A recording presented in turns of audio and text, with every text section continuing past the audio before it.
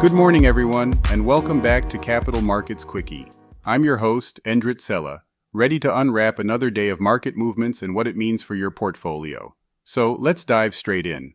Wall Street had a bit of a mixed day yesterday, with the Standard & Poor's 500 and the Dow Jones Industrial Average barely keeping their heads above water.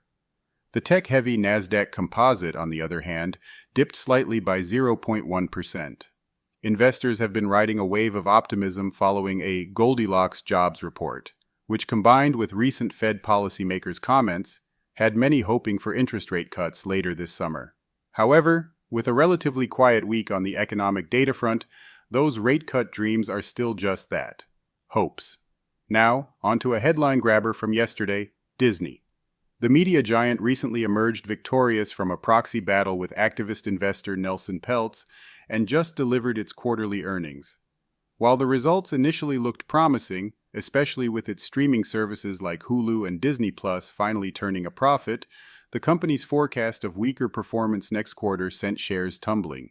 It's an intriguing moment, considering over 80% of Standard & Poor's 500 companies have already reported earnings this season, marking the best earnings performance in nearly 2 years. This success comes even as businesses navigate the challenges of persistent inflation and a landscape of higher-for-longer interest rates. Speaking of rates, the Federal Reserve has been a hot topic lately, especially after their May meeting. At the Milken Institute Global Conference yesterday, Neil Kashkari of the Minneapolis Fed shared some insights. He indicated that the Fed might keep rates steady for a while yet, dependent on forthcoming economic indicators like inflation trends and labor market conditions. So, what's next? As the market digests Disney's forward-looking statements and keeps an ear tuned for more Fed speak, investors will be looking for any sign that could either confirm or deny the likelihood of those much-discussed rate cuts. That's all for today's edition of Capital Markets Quickie. Thanks for tuning in, and I'll be back tomorrow to break down more market movements and what they could mean for you.